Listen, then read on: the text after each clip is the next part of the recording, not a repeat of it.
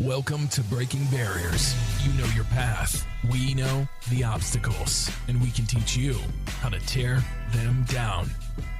And now your host, CEO and founder of Adapting Social, John Vagueiro. Guys, welcome back to Breaking Barriers. It is a new year. It's a new year. With me is not Megan Connor anymore. It's Megan what? Gianvito. Is this why you restarted? Gianvito. No. That's a whole other thing. But I always get confused because somebody said John Vito, and I was like, it's Gianvito. I think there's different ways to pronounce it, but we would just say Gianvito. Okay. So there's a new girl with me here now, and she's Megan Gianvito. Yeah. Welcome to 2022. Thanks. No, but we want to start off this podcast. Obviously, the goal of this podcast is to, number one, dive into things that are going to help your branding, your marketing, and just overall, being a better performer, which means, better health in your mental, your physical. Because if you want to perform good, you have to take care of your temple, which is your body, right? Yeah. And I want to start this off, and we actually we were in the middle of recording probably 5 minutes in, and I actually just shut the whole podcast down, and we just restarted it for this purpose.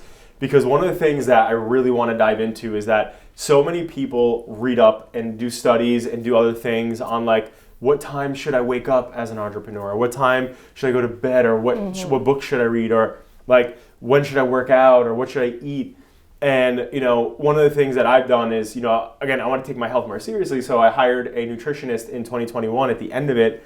And shout out to Nikki. But one of the things that I'm learning is that it's about your body's natural setting, right? There's different things, as an example, me being a Steve Jobs person growing up, or Tony Robbins, you learn from these people who are I wake up, I jump in a freezing cold dunk pool, and then I get my day started by manifesting and whatever. And I've always done those things for so many years as I've grown up and being an entrepreneur, being a CEO. And one of the things that I've started to really like is different people like Elon Musk or Jeff Bezos. And when I'm watching these guys who are the most successful people by company and impact means and financial means, when you watch interviews of people asking Elon Musk or Jeff Bezos what time they wake up, they're 7:30, 8 o'clock. Yeah. They're now it wasn't always that way, obviously, because it depends. It depends where you are in your hustle. But my whole point, though, is instead of just reading and doing things that you're looking at that are successful for other people, test and try your own things, right? And what does your body react best to? Mm-hmm. And I think that that's something that I've been trying the past couple of months, and I feel so much better. It's I would force myself to wake up at 5 or 4:30 sometimes, and go to the gym and do my things and do my Tony Robbins, right? I put my Tony Robbins hat on, now my John Vagueiro hat. And so I started to change that where I'm well, maybe I like to work out better in the middle of the day or at the end of the day, and how would I know unless I try it? Mm-hmm. And so I started to try different things. And so my point is that when it comes to the foods that you eat, obviously everyone's going to tell you be healthy, juice, do this, do that, have this, get acupuncture, whatever, blah, blah, blah. But it's don't just listen to other people. Get advice, but you should really try. I think 2022 should be the year of just trying to see what your body wants. If you talk to somebody who's older, right? These are the people I'm getting advice from. Mm-hmm. It's they know their body. They know what they don't want to do in life. They you talk to certain people, it's hey, let's go to Disney. They're I'm not going on rides. I don't like rides. It's getting your body to understand what's the best foods to eat for you. What's the best time to sleep. So my point though is a lot of times we feel, because it's comparison is the thief of happiness, right? Where it's when I look at other people, I could look at Tony Robbins and be wow, I feel like a piece of shit because that guy is manifesting, he's meditating, he's doing all these things that I'm not doing. Yeah. So it's wow, I suck. But realistically, do I think that I should still meditate and do those things? I like doing those things, so yes. Mm-hmm. But do I have to do it at 5 a.m. after jumping in a freezing cold pool? No, maybe not. I don't know, So with that being said, I'm going to start this theme off with typically every year, I would come on here and be you should do this, here's what I do. But it's at the end of the day, don't fucking do what I'm telling you to do when it comes to your own health and your own lifestyle. You should be doing and trying things that work for you. 2022 is the year of self-awareness, and it takes 2022 is the year for you. It's the year for you, yeah. But like you had said, you talk to these older people who know exactly what they need and what they want. don't wait your entire life to figure that out. Figure Right. it out sooner on so that you can, it's basically like optimizing yourself, right? Totally. To be the most productive that you can be. And a lot of people take a long time to figure that out. But if you just jotted down what makes you feel really good versus what makes you feel maybe the opposite, you learn a lot about yourself really quickly. Totally. And I think that like any doctor that you go to, like for instance, like this nutritionist that I'm working with, it's like journal what you're eating so you can look in days that you feel like, you know, whether it's like bloated or like you feel like anxious or you feel really tired or like just flushed. It's like look back on your food journal. What did you put in your body? Yeah. And it's like the same thing, I think, what you're saying to just like your life, right? It's like journaling, understanding. What time did you wake up in the morning? What time did you go to bed? What interactions did you have, right? Because even the smallest interaction can send you in a different direction for the day. Totally. And so just starting off this podcast, obviously, on that whole theme, I think that should really be something that people try and do. That's my advice this year. Instead of telling you what I'm doing and thinking you should do the same thing, we're two different people. We shouldn't be doing the same thing. Like we have different needs, wants, bodies, health, whatever. So at the end of the day, I think that testing, you should test waking up at 4 a.m., see how you feel. You should test waking up at 5, 6, 7, 8, you know, whatever it is that works for you, and then see how your body reacts and see how you perform. Because the whole point of this is that, you know, as an entrepreneur, as even somebody who's a high working executive professional, whatever it is that you're doing, if you're in a high performing job role, you know, or high performance, like at the end of the day, if you're not fully feeling 100%, whether again, like you said earlier, if it's mental, if it's physical, you know, then you're not going to perform the best that you can, right? And then your quality of life goes down when you're not feeling, because if you're not feeling great and you're not performing great, that's going to bleed into your personal life. It's not just business. So at the end of the day, I just want to throw that out there as a challenge for you to try literally everything with your schedules, with your diets, with your fitness, with your health. And, you know, again, like with the whole Peloton thing, most people get Pelotons and they become just like laundry hangers. Like, you know, and like, I'm not gonna lie, like we got a Peloton and we used it for the first fucking 2 weeks or whatever it was and then stopped using it all the time. But it's like they even have workouts for 10 minutes on there where it's like you have no excuse. There's like 10 no minutes excuse at all. There's 5-minute workouts on there. So There's literally everything. But there's also videos on YouTube if you don't have a Peloton where it's like a quick ab workout or it's a quick whatever, cardio. So it's like, making the time, and some people like quick intervals. So just find what works best for you. That's my advice. That's the advice that I get from the successful people that I work with. And when I say success, I always measure success based off of impact, based off of building something bigger than you, you know, and obviously what they've done, and the result of that is typically financial too. So now going into marketing and branding, right? So in this new year, the year, you know, we've seen so many different things happen in 2021. You put out the trends content. Do you want to talk to that a little bit? What some trends were in 2021? I think the biggest trend that consumers are going to see is the metaverse. Really.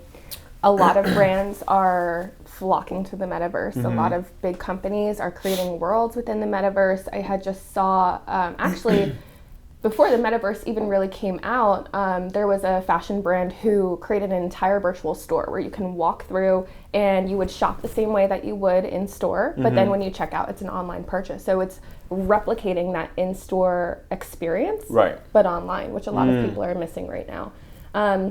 So we're going to see a lot of companies start to build their own worlds and their own experiences, and even more so, we're going to see consumers taking part of that as well. This podcast is sponsored by Hatteras, a leader in print-based communications, with services ranging from high-impact direct mail and packaging to retail graphics and environmental branding. Hatteras helps global brands engage with their target audience through the power of print. Reach out to them at hatteras.us for help with your next print project. Yeah, and I think, so being in, I keep thinking like going into 2022, but now we're in 2022. Yeah. I think one of the things, the same way I'm saying, like, you know, hey, see your natural self, you know, your body for your health and your wellness, whatever else you're going to do, see what works best for you. I think that should be the same way that brands start to utilize their social media and their marketing initiatives, meaning that, you know, people, like, again, when it comes to businesses, brands, people will typically work with a brand or a business because either they like the product, right? They love the service, and or they love the impact behind the product or service. Some people will go get a shitty cup of coffee because they like the people who work there, Yeah. or they like this coffee place could donate or do whatever, So it's like, it's really, really identifying, again, your mission, your purpose, and then really letting that bleed. Because I think the world that we're moving into, even beyond 2022, is like, you can't bullshit consumers anymore. Not at the all. internet is, consumers are so educated now that it's like wild. When you think about going to buy a car, right? Like going back to maybe, I would say even 10 years ago, but past 10 years ago, you'd go to a car dealership and not know anything about the car. Like you would just go there and you'd be like, I don't know what I want a new car. And like you'd have an idea, but like they like depending upon what you are, the car salesman would put you in something. Or so now we're in a world where if you go to a car dealership and you don't know exactly what the fuck you want, like I don't know where you're living under a rock. Like everybody researches and does extensive research on what they want now. Yeah. So the consumers are so educated that they come and they tell you what they want. It's not a mystery anymore. It's not like you just walk in and it's like, what do I want now? Like we walk into stores, if we're even going to stores, knowing exactly what we want. So I just think that, again, when you're leading in this new year, it's so important to understand that you can't really bullshit things anymore, whether it's pricing, whether it's like authenticity on certain things you're doing. And you can't, again, as a small business owner, you can't hide behind logos and a brand anymore. You need to put your face in front of the brand and be the personality. Because I think that when you see, just brands out there, I don't think they do as well as people who are like in front of it, talking about why they're doing it, how they started it, and get that type of organic, like, wow, I get to see this person's journey. Yeah, it's the connection. That's an interesting point, though, because I think years ago you were able to heavily influence a consumer to purchase something from you, to do business with you, right? Whereas consumer behavior has built up over the years, but now more than ever, it's so important for a brand to understand their consumer through and through and give them the content that they need or the product, the service, whatever it is. Right. Otherwise, the consumer is like, great, I have 50 million different options that I can go to, thank you to Google, and I don't need to do business with you, right? Totally. So, there's just an abundance of options. So many options. And education, right? So I think, again, a lot of my clients or friends or people that I know that are in business that don't want to be in front of the camera, they're actually just hurting themselves. Yeah. And you don't have to do it every day, but you need to get yourself out there. So building a brand that has a face behind it, I think that's super important. And if you're the person that's, the owner, the CEO, the founder, whatever you call yourself, that doesn't want to be in front of the camera, you need to find somebody on your staff that will take that role, because there has to be some sort of personality, especially in small business. And then moving into another sector of this, I think it's important that in this year moving forward, like we see some of the biggest brands that are like respectable brands that are doing funny shit now, or they're doing different things now because they know that they have to play on our emotions. They can't just play on facts anymore, or education, right?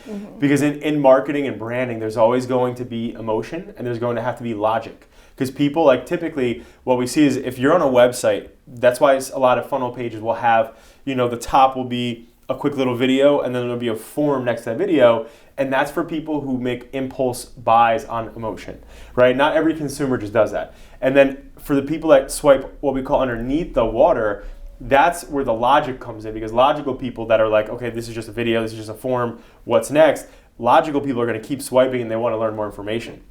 So it's super important that you understand that when you're creating this content or when you're building your branding assets, that you're not just being entry ticket and talking about, like if you're a real estate agent as an example, and you're just saying, hey, my name is John, I'm here for my clients day in, day out, you can call me anytime, blah, blah, whatever. Like that's entry ticket. Everybody's saying that. It's all over their signage, it's all over their business cards, it's all over their social media. So what can you say and do that's different, right? And have a personality is different, right? Whether you're at local businesses or you're laughing or doing fun things, but showcasing your personality makes people want to work with you. And not everybody's going to want to work with certain people, but I think it's good to have fun. So like as an example, making a little video or promotional video that has some laughter in it or has some sort of, heart pulse string in it where somebody might get emotional, right? So, but thinking about that moving forward is how you're really going to get in front of these people. Because the biggest brands in the world, there's a reason why when you watch TV commercials that the commercials are laid out the way they're laid out. There's millions and millions and millions and billions of dollars invested in what these people are doing in case studies, research, and everything else like that. Yeah. So when you're looking at these commercials, when you see major companies, again, like Geico started doing this a while ago with like the caveman thing, but it's like they started making it funny, and now everybody knows the Geico little gecko lizard dude, and like everybody knows Mayhem, like we were talking about the other day, like the Mayhem commercial, or like the caveman, right? Yeah. So it's like these are well-known things, and it makes you think of Geico, right? So, but you're thinking of them still. Yeah. So really thinking about that when you're thinking about what type of content to produce,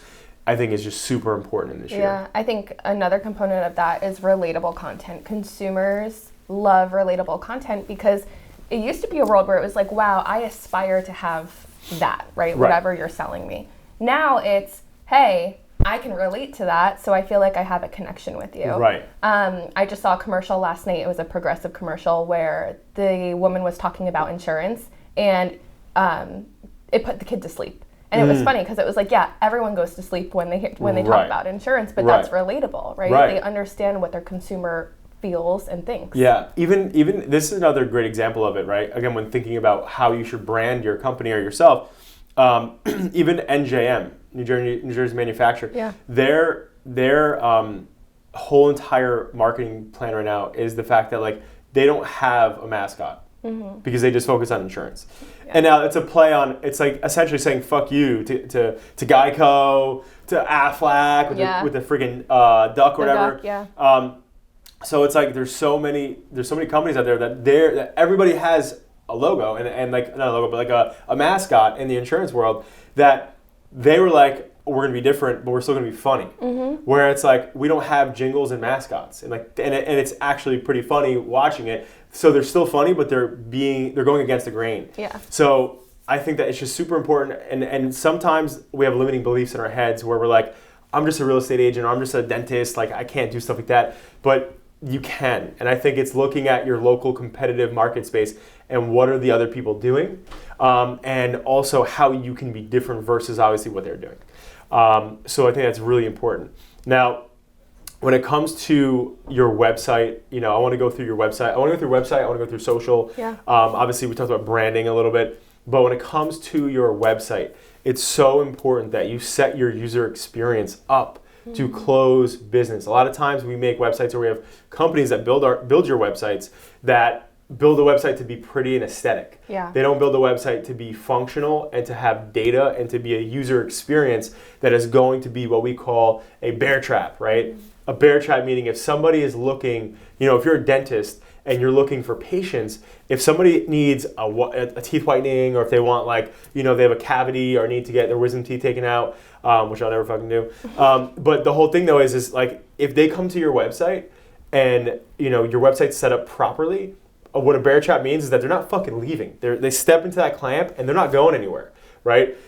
So essentially that website's user experience is validating your credibility enough that they're going from the left side of their brain where they're skeptical and analytical because they don't know you to that right side where they're more open and trusting. So the biggest thing is making sure your website is validating your credibility. And how do you do that? Obviously the golden question. But again, faces behind the brand, your accreditations, things that you're super proud about, your trophies, whatever you have, your X factor, what separates you from your competition.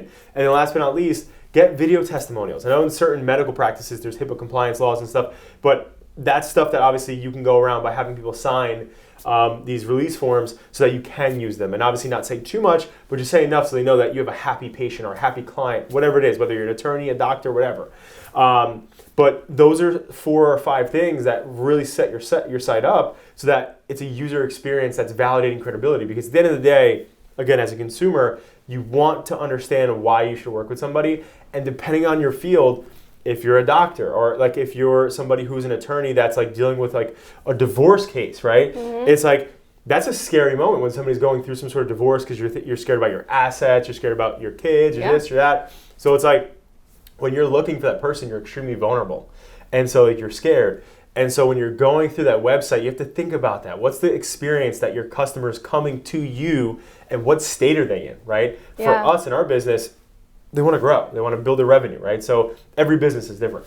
You mentioned a lot of pain points that consumers have, and I think that's something that businesses have to think about too is, okay, you know that your consumer is going to get to your site or to your social media and have these pain points in mind. If you're a dentist, they're thinking about, okay, do you take my insurance? Is it going to hurt? How long is it going to take? What dentist do you have on staff, right? Right. So understanding the pain points for your target market and identifying them on your website is the easiest way to get somebody to go from left brain to right brain, because they don't have a hesitation anymore. It's impossible for them to have a hesitation because you just answered all of their worries. Correct, exactly. So addressing all of the issues and worries they have is actually perfect. But having that said, so moving from website to SEO, obviously, you know, again, it's super important to have a website user experience that's going to validate credibility and get them to know, boom, that they're comfortable. But one of the bigger things that we have to think about in addition to that is when it comes to search engine optimization, I don't think that enough people know how important that really is. Yeah. Because, again, when people can find you on Google, when they're Googling, they're a hot buyer, right? That means that they're seriously interested. Social media ads, to certain extents, you know, and other ads on different platforms essentially could be more brand awareness. Because, like, if I'm a surfer and I see a surfboard ad on Facebook, maybe I'm in the market for a surfboard, maybe I'm not. Yeah, it's going to be more of an impulsive decision. Correct. Yeah. Whereas if I'm on Google looking for a surfboard, like, I want that fucking client. Like, I want that customer because they're looking right now for that surfboard. So it's just super important that we identify SEO or SEM, which is search engine optimization or search engine marketing. Both of those things are super critical for being in front of somebody who is ready or in the, like, you know, decision, you know, thought process stage where they're looking to buy something. Yeah. And SEO is a great way to get in front of these people. So, you know, again, how can you optimize your site enough to do that? And there's things like blogging regularly, right? Yeah. And having the right content. You know, there's things like doing YouTube videos, right? Because Google owns YouTube. So it's like their sister company. So it's like you're almost like brown nosing them, right? So when you're using all their platforms. You know, having your Google My Business set up properly. Yeah. You know, getting Google Search Console so you know the data and you have everything set up properly. Right. So all these different things that you set up around SEO and you do it regularly, right? Because the key with SEO is consistency. A lot of times people think like, oh, I'm going to do SEO one time, boom, I'll be good for life. And it's like, sorry, that's not how that shit works. Yeah. So search engine optimization is super, super important for every website because if you don't have it, my saying for the past literally almost 12 years has been if you don't have SEO, you might as well start a business in the middle of the desert. Nobody's going to find you. Nobody's going to come to you and have no traffic. So SEO is super important whether you're doing it or you have somebody doing it. It's so damn important that it's being done and consistently. Again, blogs, YouTube, Google My Business, get reviews, build the reviews on Google. It's so important that you do that and really just invest in SEO because it's where people who are ready to buy are. Yeah. So don't waste time on different platforms. Like if somebody comes to me, this is like the $1 million answer to the question most people have. And it's like, well, I don't have a big budget. I don't know, like, you know, I want to be brand, I want to be this, I want to be that. And it's like a lot of times people have these big brand because it's our egos as entrepreneurs that we want to like be everywhere, we want everyone to see us. And it's like, but if we have a limited budget and we need to make impact, you know, I'm always typically more favoring Google, right? Because that's where, again, like I said, people who are looking to buy are. Now, is it more expensive per click than Facebook or Instagram? Absolutely. But you're getting more traffic. You're getting more qualified potential people. So it's just so important that we identify that if you have a limited budget, and meaning like you don't have unlimited spend or you don't have this huge budget, like really assess and do your research. Or you could obviously give us a call and ask us. But at the end of the day, you know, Google is where people who are looking as consumers are doing their research. They're doing their due diligence. So you need to be there. If you're not there, you're dead.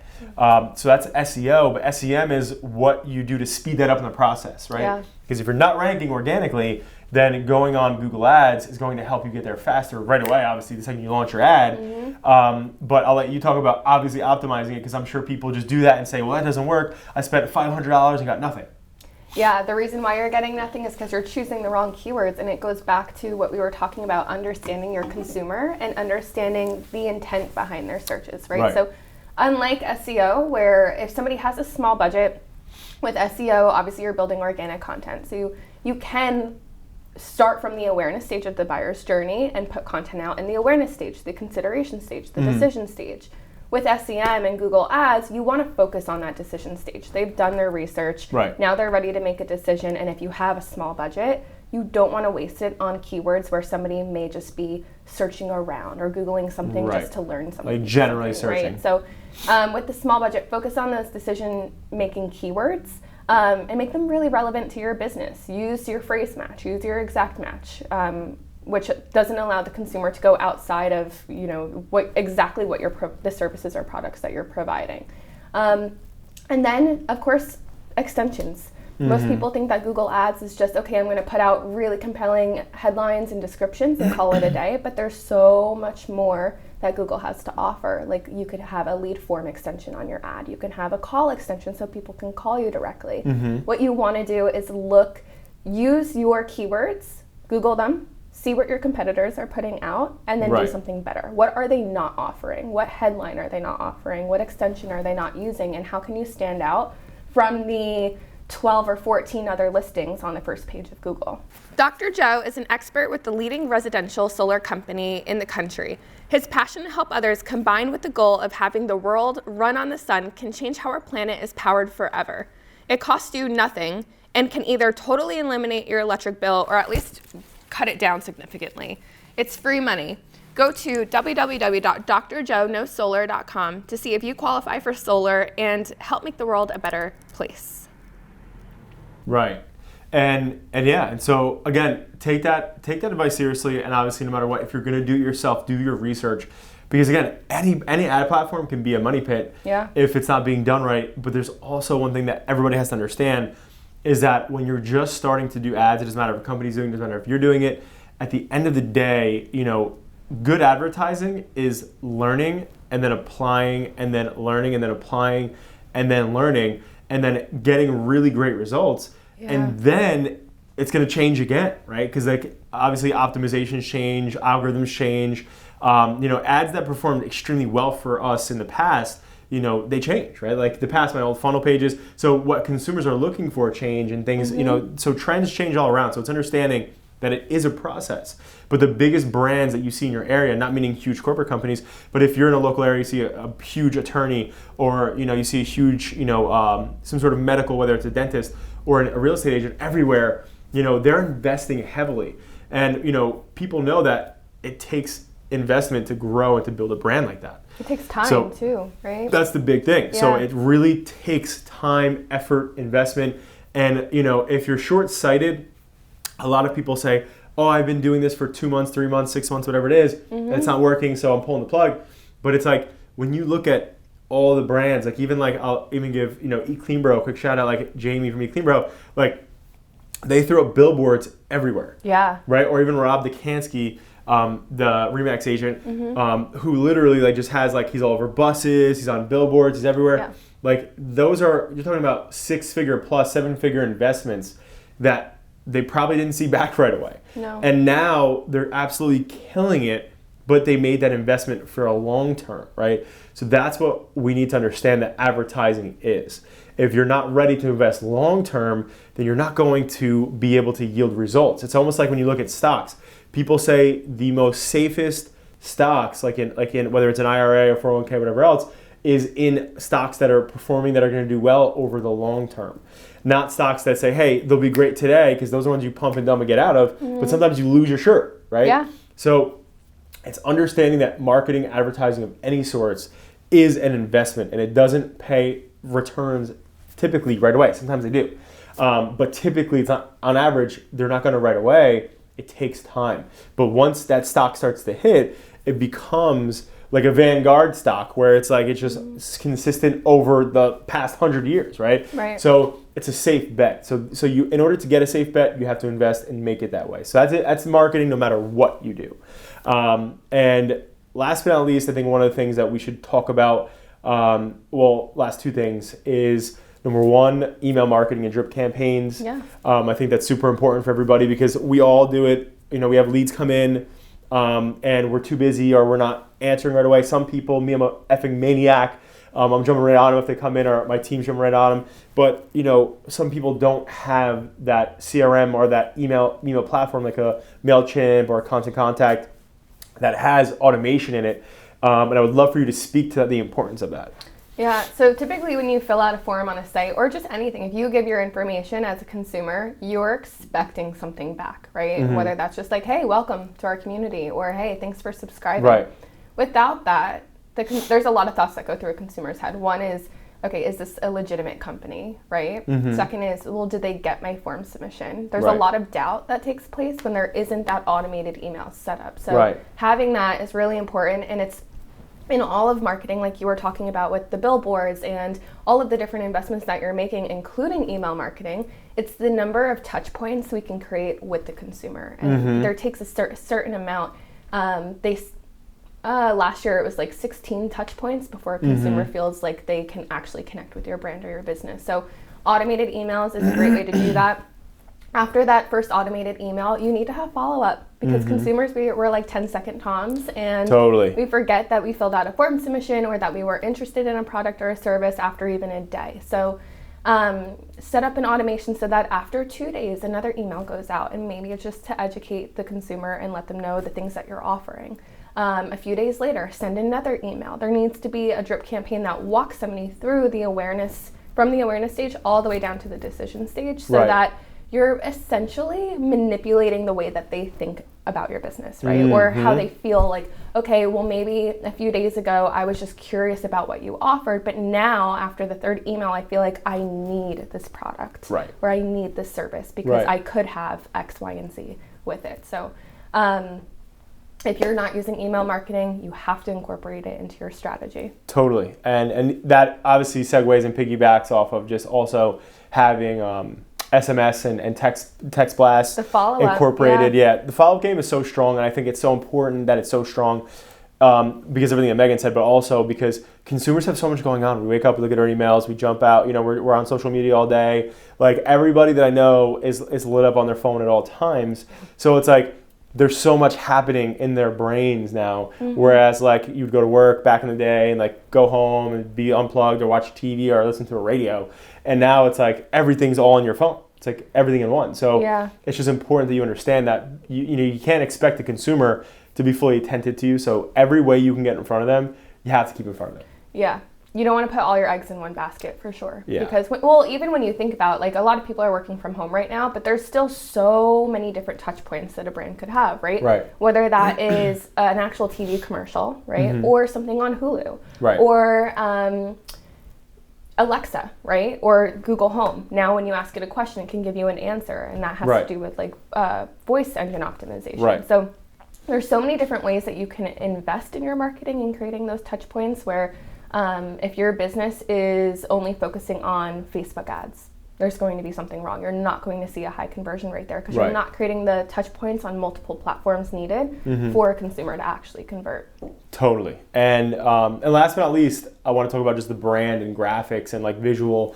I think it's so important that people look in 2022 because people, again, consumers are educated. We all know that. But they also want to be entertained, which means that like when they're looking at your content and absorbing your content, it has to have some sort of entertainment factor, meaning like if you utilize video content to shoot stuff and to like record things because they like video content as king and queen, like short snippets of video content, right? Like 15, 30-second clips, like short things that are going to be entertaining. But additionally, like when you're putting out graphics, making sure that they're multidimensional. I think that coming into the new year, a lot of times like people were super impressed, I would say, up until like 2020 and then 2021 was kind of like the end of it. Even like us as a company are going to be shifting. But it's like having beautiful graphics is not enough anymore. It's like, what is the layer of dimension or animation that can come to it to make it stand out? Because now we have people that utilize platforms or cheap things like Fiverr and stuff to get graphics made that doesn't make it like a dog shit graphic like you would probably make yourself, but it makes it a little bit more enhanced. So we're all used to everybody having better content.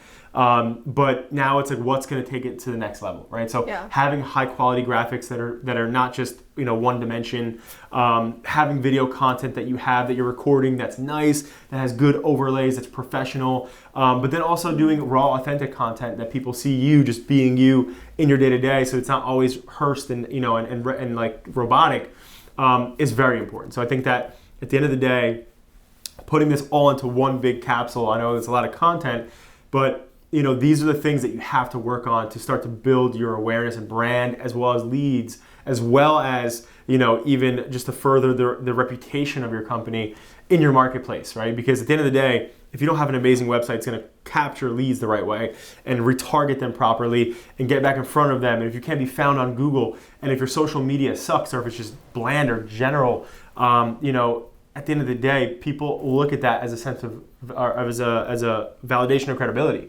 And if they're not seeing this shit, then they're not taking it seriously. Or you look really suspicious as a business, right? And people don't want to do business with you. Totally. So at the end of the day, obviously, Adapting Social is 100% here and committed to supporting and helping small businesses scale revenue and brand. So obviously, if you ever need anything, always go to adaptingsocial.com, reach out to us. We're always here for any small businesses.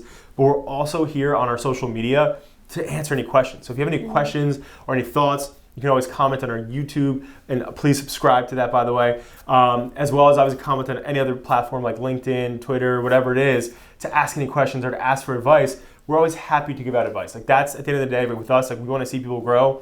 That's our focus point. So we hope that you create, yes, you're in charge of it. We hope that you create an amazing 2022 for yourself in your business, and if you're an executive in your job, in your health, in your love life, and whatever it is that you are looking to get after this year, really set yourself up for success. Going back to my Motivation Monday that was just aired, it's about deposits and withdrawals, right? You're doing something every day, either depositing towards what you want, or you're withdrawing from where you should be going and what you want. So when you're setting up your goals, I like to call my goals, like, language is important. So I like to say my goals that I have literally printed all over my house and pasted in my closets, my walls and shit, literally doesn't say 2022 goals. Like 2 years ago, I changed it to say 2022 now realities, right? They're going to come real. They're going to be a real thing. I'm going to make this happen, but it's up to me.